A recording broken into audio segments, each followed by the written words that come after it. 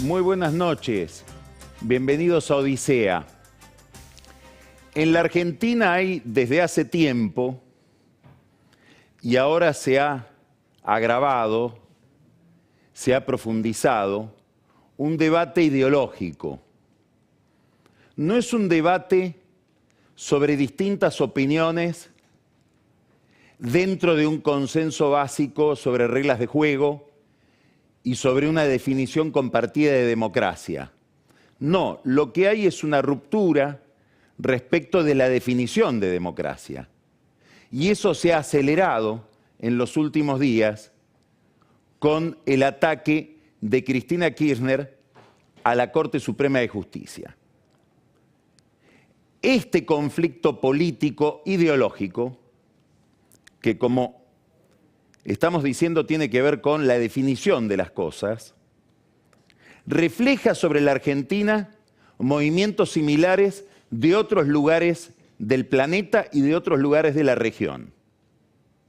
Y aquí es donde Venezuela, el concepto de poder que viene dominando a Venezuela desde hace ya muchos años, juega como una especie de espejo respecto del concepto de poder y del concepto de democracia que existe en un sector del oficialismo, sobre todo el que rodea a Cristina Kirchner. Esta es la dificultad que tiene Alberto Fernández para pronunciarse respecto de qué sucede en Venezuela. ¿Por qué introduzco de esta manera el programa de hoy? Porque dentro de un ratito vamos a estar hablando con Juan Guaidó, que es el líder de la oposición venezolana que preside el Congreso de Venezuela, la Asamblea Nacional, y que en esa calidad es reconocido por buena parte de la comunidad internacional, muchos países latinoamericanos, Estados Unidos, la Unión Europea, como el presidente encargado de Venezuela, dada la ilegitimidad de Nicolás Maduro y su régimen. Vamos a estar hablando ahora, en un ratito nomás, con Juan Guaidó, de la agenda venezolana que tiene tanto que ver con la agenda de la región y con nuestra propia agenda. El gobierno está recibiendo algunas buenas noticias en materia económica. Primero porque Martín Guzmán ha liderado dentro del gobierno un cambio de enfoque respecto del problema económico.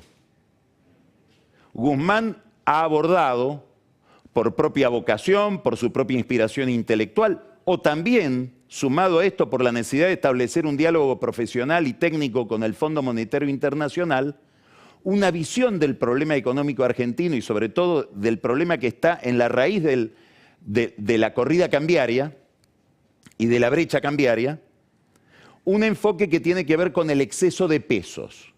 En la Argentina sobran pesos. ¿Y por qué sobran pesos? Porque hay que financiar un déficit fiscal enorme y ese déficit fiscal no hay otra forma de financiarlo, o es muy difícil encontrar otra forma que no sea la emisión monetaria. Entonces, Guzmán, en un marco de mentalidad, en un marco conceptual que no le es el más favorable por parte del kirchnerismo, encara el problema del déficit fiscal. Y estamos viendo a este oficialismo hacer cosas que no pensábamos que iba a hacer. Un ajuste en las jubilaciones, un ajuste en el déficit fiscal por la vía de la obra pública, una suspensión muy controvertida dentro del mismo oficialismo del IFE, del ATP, del auxilio a las empresas durante la pandemia, y un aumento de tarifas que todavía se está discutiendo porque tiene enormes resistencias por parte, sobre todo de Cristina Kirchner. Hoy hay una multa que le aplica el Enargas, que está dominado por alguien muy ligado a Cristina, como es Federico Bernal, contra Metrogas, que es una empresa de YPF. Y pareciera que detrás de ese conflicto, de esta multa muy importante del órgano de control contra Metrogas, está el conflicto por el aumento de tarifas. Hay una segunda dimensión de la economía que le sonríe al gobierno, o por lo menos que lo alivia de una situación muy complicada objetivamente, que es el aumento en el precio de las materias primas, que está asociado sobre todo a una recuperación de China mucho más rápida de la que se suponía.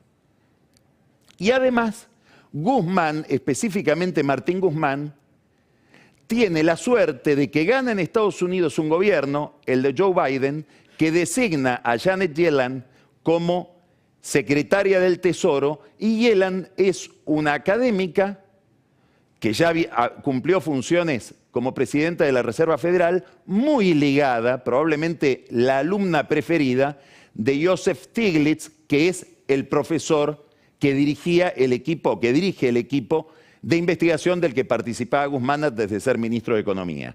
Quiere decir que Guzmán tiene una línea directa con la Secretaría del Tesoro, que es muy importante para un país que tiene que sostener su economía en un diálogo permanente con el Fondo Monetario Internacional, porque en el Fondo Monetario Internacional los que mandan son los Estados Unidos. Nota al pie de página, este vínculo probablemente lo vuelva a Guzmán un funcionario inamovible en la medida en que el gobierno siga pretendiendo enmarcar la política económica en acuerdo con el Fondo Monetario Internacional. Ahora, todo esto, que obviamente no es la panacea, porque estamos hablando de un ajuste fiscal, de un ajuste monetario que va a significar subir la tasa de interés en medio de una recesión, es siempre caminar sobre la cuerda floja y hacer probablemente cosas contrarias a las que pide el contexto, tiene un límite, y tiene un límite severísimo. Todo esto que está haciendo el Ministerio de Economía va a servir de muy poco si no se recupera la confianza, que es un activo político, no técnico-económico. Y aquí es donde la discusión político-institucional conspira desde el mismo oficialismo contra la política económica que quiere seguir Guzmán y que avala Alberto Fernández. Primero tenemos un problema, obviamente, que impacta directamente en la inversión. Hay bajísima inversión en la Argentina, bajísima. Probablemente haya que remontarse mucho en la historia para encontrar momentos con menos inversión que hoy, local y extranjera. Y hay desinversión. De hecho, Telefónica está buscando quien la compre. Ahí está el Grupo Olmos, ligado a los sindicatos, a la UOM, al diario Crónica, al Multimedios Crónica. El Grupo Olmos está tratando de buscar un socio para poder quedarse con Telefónica con poca plata. Una operación bastante parecida a la de los Eskenazi en YPF durante la época de Néstor Kirchner. Los Olmos dejan trascender, o los operadores financieros que ellos tienen dejan trascender, que todo esto estaría avalado por Máximo Kirchner, y al lado de Máximo Kirchner dicen: nosotros no tenemos nada que ver, apenas si los conocemos. Se está yendo Midling, Marcelo Midling, el líder del Grupo Pampa, que representa o administra fondos de terceros, fondos internacionales invertidos en la energética, dejando Edenor, una empresa regulada que requiere de aumentos de tarifas. Entrarían ahí, o están tratando de entrar, Vila, Manzano, Mauricio Filiberti. Se va un amigo de Massa, entrarían otros amigos de Massa. Massa está en la mesa. Desinversiones que tienen que ver con el clima político, con la falta de un horizonte claro, que se refleja primero en una forma de manejo del poder. Acá tiene que ver también Alberto Fernández y su relación con la oposición. Fernández, que dice: yo soy un hombre de diálogo, vengo a cerrar la grieta, quiero tener una relación con la oposición distinta de la que tuvo el kirchnerismo tradicional, y agregan, distinta de la que tuvo Macri, que jamás se reunió con los bloques de la oposición en la Casa Rosada, decidió en un acuerdo con gobernadores amigos, liderados por el gobernador de Tucumán, Juan Mansur, que se van a suspender las PASO. Y los diputados de Mansur introdujeron un proyecto en la Cámara de Diputados. Curiosamente, empieza a haber disidencias, y pareciera que las disidencias las lidera Máximo Kirchner, con un argumento donde parece haber un cambio de roles. Porque Máximo Kirchner dice: no. Si vamos a cambiar las reglas de juego electorales, tiene que haber primero un acuerdo interno entre nosotros. Esto tiene que ser dialogado. Curiosamente, el ministro del Interior parece que no estaba enterado de esta decisión de Fernández y los gobernadores. Y además, agrega Kirchner, tenemos que hablar todo esto con la oposición. No se pueden cambiar las reglas electorales ignorando a la oposición. Casi es una ironía de Máximo Kirchner frente a ese hombre de diálogo que, como fue hijo de un juez y enseñó 30 años Derecho en la facultad, sabe lo que es el Estado de Derecho. Me refiero a Alberto Fernández. Hay otra dimensión de la relación con la oposición que tiene que ver con la relación con Larreta. Y ahí en la ciudad de Buenos Aires escucharon con mucha sensibilidad, ahora sí un discurso de Máximo Kirchner, hablando de cómo fueron las relaciones entre el gobierno de Macri y el gobierno de la ciudad y las transferencias de recursos. Y a Máximo Kirchner, en ese discurso sobre la coparticipación en el Congreso, se le ocurrió tocar un cable de 500 kilowatts. Habló de las transferencias de dinero, de recursos de la nación a la ciudad en materia de administración del juego. Son 12.000 millones de pesos. ¿Hay un proyecto en el gobierno nacional para revertir ese dinero a la nación? Larreta cree que sí.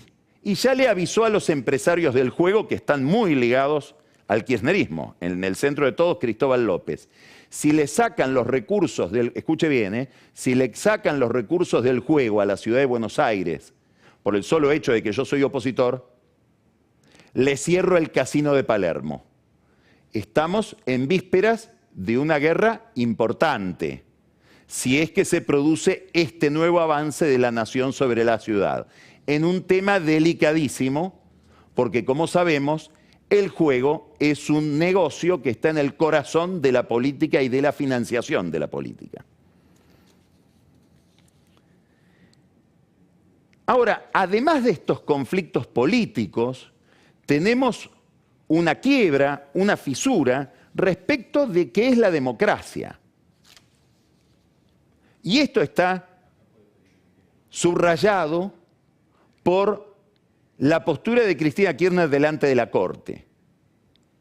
Hay en el kirchnerismo un problema con la independencia del Poder Judicial que es un problema ideológico, es un problema de concepción de la democracia, que se expresa en distintos detalles o encarna en distintos hechos. De hecho, ahora, en el Consejo de la Magistratura hay un conflicto.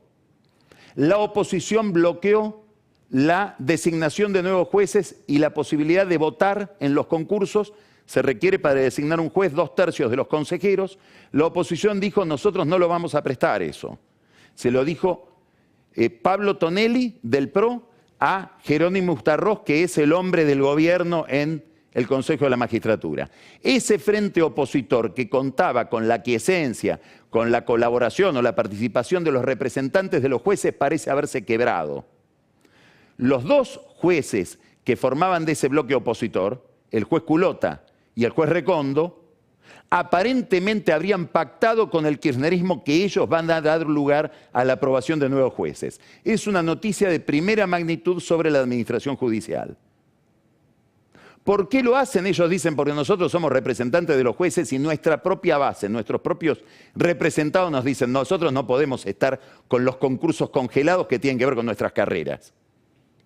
Los que sospechan, quieren ver debajo del agua, no lo quieren. Al juez Recondo dicen, bueno, hay que mirar que la semana que viene en el Senado la esposa de Recondo, que es jueza, tiene que lograr que Cristina Kirchner le apruebe un pliego para que pueda seguir siendo jueza más allá de los 75 años. Silvia Mora es la jueza.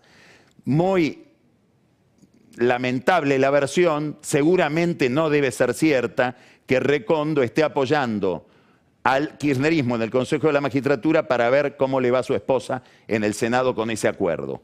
Me niego a creerlo. Más allá de esto, el gran conflicto tiene que ver con la Corte. Cristina Kirchner se queja del lawfare. ¿Qué es el lawfare? Es que alguien se lo juzgue no por lo que hizo, sino por lo que es. Por su condición política, por su condición racial, por su condición religiosa. Algo parecido a lo que ella hace con los jueces de la Corte, eso sería lawfare. Es decir, me quejo de Lorenzetti porque se sacó una foto con Bonadío y el juez Moro, no por lo que hizo como juez. Me quejo de Rosenkrantz porque cuando era abogado defendía empresas privadas. Me quejo de Maqueda, no sabemos por qué se queja, dice que es cordobés. ¿Será que? Bueno, hay razones por las cuales el kirchnerismo a los cordobeses no los debe querer, hay que mirar los resultados de las elecciones en Córdoba. Me quejo de Rosati porque fue nombrado de una manera que no es inconstitucional, pero a mí no me gustó. Y me quejo de Hayton porque tiene más de 75 años y sigue siendo jueza. Me quejo por lo que son. Les hago lo que dicen ella que le hacen a ella. Esto es lo anecdótico, esto es el enojo que tiene que ver con las causas penales que tiene ella en la justicia penal federal. No es lo central. Lo central es la concepción que anida detrás de todo esto respecto de la justicia. Y ahora miren este video, que es un discurso de Cristina Kirchner, cuando estaba en la oposición durante el gobierno de Macri, en una asamblea, en una reunión de intelectuales de Claxo, del Consejo Latinoamericano de Ciencias Sociales, donde ella habla de la arquitectura republicana del Estado constitucional, habla de la división de poderes, en el fondo está hablando de la teoría de Montesquieu, y dice lo siguiente, mírelo. Debemos tener nuevas arquitecturas institucionales para preservar el funcionamiento de la democracia. Tengan en cuenta ustedes esta forma de organización, de gobernanza del mundo occidental data de 1789, porque esta división entre poder judicial, poder legislativo y poder ejecutivo data de 1789, de la Revolución Francesa. En la Revolución Francesa se cae el Ancien Régime. Miren de dónde data. De 1789. Gobernar una sociedad, un país con 3 poderes y uno de los cuales además es vitalicio, como el Poder Judicial. Rémora de la monarquía. Rémora de la monarquía, si las hay. ¿Qué quiero decir con esto? Que estamos con el mismo sistema de gobierno de cuando no existía la luz eléctrica, ni el auto. ¿A alguien se le ocurriría hoy sacar una muela o hacer una operación, si es que existía, de apéndice en aquella época? No creo, pero ¿alguien sacaría una muela como se sacaban las muelas en 1789? Seguro que no. ¿Alguien se operaría de algo como...? No, bueno, nosotros, a pesar de el inmenso desarrollo tecnológico, estamos con lo mismo. Exige sí repensar nuevas arquitecturas institucionales que permitan además la participación institucional y la regulación institucional de nuevos actores que tampoco existían en aquellas épocas. No existían las multinacionales, no existían las transnacionales, no existían la financiarización del capital, no existían los organismos multilaterales de crédito, no existía nada de lo que hoy existe y que tiene un inmenso poder. Yo siempre digo, cuando uno llega al gobierno, si tenemos que representar lo que significa el gobierno del Poder Legislativo y el Poder Ejecutivo, que es lo que se somete a elecciones cada 2 años o cada 4, podemos decir que eso representa un 20, un 30% del poder. El otro 70 u 80% del poder está fuera, en organizaciones, en organismos, en sociedades, en medios de comunicación, cosas que no están reguladas ni en ninguna constitución ni en ninguna ley. Por eso es imprescindible darse una nueva arquitectura institucional que refleje la nueva estructura de poder. Importa poco el rigor lógico de todo esto, o histórico, porque es cierto, nadie se sacaría una muela como se la sacaba en 1789. Ahora, los principios lógicos, por ejemplo, inclusive son anteriores a 1789. Se lo formularon por primera vez en el siglo IV antes de Cristo. Habría que renunciar a los principios lógicos también. O el derecho, todo el derecho civil viene de los romanos, es viejísimo. Habría que renunciar a principios básicos de la civilización porque son muy antiguos. Más allá de esto, lo que interesa es que no hay una perversidad que consiste en pensar algo y hacer lo contrario. No, no. Cristina Kirchner tiene otra idea de la democracia. Tiene una idea tal que supone que la democracia no es la consagración de los derechos de las minorías, sino el imperio del derecho prepotente de las mayorías. Y tiene una concepción del Estado y de la vida pública por la cual todo lo que no está regulado debe estar regulado. De muchas cosas que ella dice que no estaban reguladas en 1789 porque no existían, están reguladas hoy. Pero lo que está diciendo en este discurso es todo debe estar regulado, porque el Estado debe organizar a la sociedad, que debe ser una comunidad organizada, como decía el general, desde el Estado. Esto es un principio muy autoritario, muy antiliberal, con rasgos fascistoides de lo que es la concepción de la vida en común. Estas ideas ponen en tela de juicio las ideas sobre las cuales se escribió la Constitución argentina y las ideas de la tradición, digamos, republicana o liberal. Si nosotros miramos en la pantalla gigante este problema, nos vemos reflejados en la situación venezolana, donde la crisis de estas ideas llegó mucho más lejos. Entonces ahora tenemos un gobierno ilegítimo que lo único que le quedaba por conquistar era el Congreso, la Asamblea Nacional, que preside Guaidó, el presidente de la Asamblea con el que vamos a hablar en pocos minutos.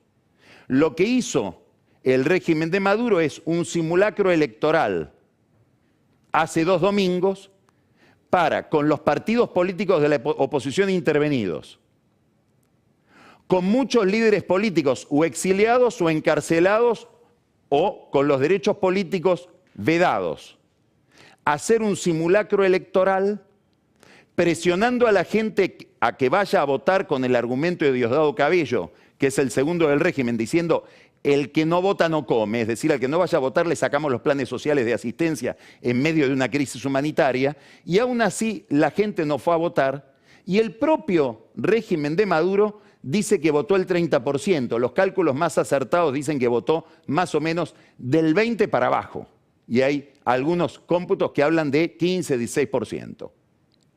Ahora, es clave tener esa asamblea porque es tener el último poder del Estado en manos del régimen y un poder que además sirve para convalidar operaciones económicas como contratos petroleros, contratos de minería, etc. Sobre esta base, la oposición, liderada por Guaidó, convoca a una consulta popular que se desarrolló durante toda la semana pasada y en la que votaron, en el marco, en el clima de una dictadura. Felipe González dice de una tiranía. ¿Qué diferencia hay entre una cosa y la otra? Dice Felipe González que las dictaduras son previsibles, las tiranías son especialmente arbitrarias. En ese marco votaron más de 6 millones de personas. Y más del 60% de esas 6 millones de personas votaron respaldando a la oposición de manera presencial, con todo lo que significa de riesgo eso. Es más, los líderes de la oposición le garantizan a esa gente que se van a destruir los registros por miedo a que aquellos que fueron a votar les quiten los pasaportes. Hay 2 episodios, 2 hechos de primera magnitud que están sucediendo en estas horas respecto de Venezuela, además de esta convocatoria a una consulta popular que respaldó enormemente a la oposición y sobre todo a Guaidó. ¿Por qué esto es importante? Porque el 5 de enero vence el mandato de la Asamblea y va a haber una discusión, que ya la hay en Venezuela, respecto de quién es el Congreso. Las principales democracias del mundo, 18 países latinoamericanos, la Unión Europea, Estados Unidos, dijeron el Congreso sigue siendo esta Asamblea que preside Guaidó, porque esta elección es ilegítima, es un simulacro, es apócrifa. La Argentina no se expide. El segundo hecho importante sucedió hoy. ¿En qué consiste? Es un pronunciamiento de Fatou Bensouda, que es una abogada que fue magistrado de su país, de Gambia, y que es la jefa de los fiscales de la Corte Penal Internacional. Esto es una noticia importante. La jefa de los fiscales de la Corte Penal Internacional acaba de dictaminar que hay materia para que se abra un caso en la Corte Penal Internacional respecto del régimen de Maduro por haber cometido desde 2014 en adelante crímenes de lesa humanidad. Esto viene a convalidar o a darle materialidad procesal a las denuncias de Michelle Bachelet sobre violaciones de derechos humanos en Venezuela y al dictamen, al informe que hizo una comisión especial de la Comisión de Derechos Humanos de Naciones Unidas, con sede en Ginebra, sobre Venezuela, donde plantearon que hay 45 funcionarios del gobierno de Maduro involucrados en estos crímenes de lesa humanidad, que fueron organizados por Maduro, su ministro del Interior y su ministro de Defensa. Estamos hablando ya de otro grado de problematicidad, de otro nivel de aberración respecto de lo que es el funcionamiento democrático. La otra novedad tristísima, la estamos conociendo a lo largo del fin de semana y tiene que ver con un grupo de venezolanos, creo que todavía no se sabe bien cuántos son, le vamos a preguntar ahora al presidente Guaidó, que estaban huyendo por la crisis humanitaria que se vive en Venezuela. Como ustedes saben, está plagado el mundo de venezolanos que no pueden ya vivir en su país, lo sabemos acá en la Argentina, lo sabemos acá en Buenos Aires. Estaba yéndose en un bote, en un barco, a Trinidad y Tobago, desde un puerto que es Güiria, un puerto, una ciudad balnearia en el estado de Sucre, muy cerca de Trinidad y Tobago. Están tratando de cruzar, los rechazan de Trinidad y Tobago y naufragan en la vuelta a Venezuela. De ese naufragio sabemos que hay 19 muertos y empiezan a ver a estas horas versiones muy extrañas porque algunos cadáveres tendrían aparentemente mutilaciones y registros de bala. No está muy claro qué pasó ahí, pero es evidentemente una encarnación dramática, luctuosa, de la tragedia que está viviendo el pueblo venezolano a nivel material. En el país de la energía, en el país del petróleo, no hay combustible, hay cortes de luz, faltan los elementos básicos de consumo, sobre todo en el sector sanitario en medio de la pandemia. Y esto termina encarnando en esta tragedia de Güiria. Hay un autor que escribió mucho sobre peronismo, que es profesor en la Universidad de Harvard, en la Escuela de Gobierno, que se llama Steven Levitsky. Escribió un libro que se llama ¿Cómo mueren las democracias? Y la tesis de ese libro es que se puede terminar con la democracia sin un golpe de Estado de la vieja usanza, con un ataque exterior, los militares que toman el poder. No. Puede haber otro tipo de golpe. El golpe que está denunciando, por ejemplo, hoy la oposición en la Argentina con el ataque de Cristina Kirchner en la Corte. Elisa Carrió inspiró a Cambiemos para que inicien un pedido de juicio político en el Congreso. ¿Por qué? Porque suponen, lo que sostiene Levitsky en este libro, que las democracias, por autoritarismo de derecha o de izquierda, pueden morir por corrosión interna. Porque el virus del autoritarismo las va corroyendo y va minando las instituciones. Y las va pulverizando. Para que el pluralismo se convierta o dé lugar al poder de la voluntad del que manda. Es un tema central para nosotros.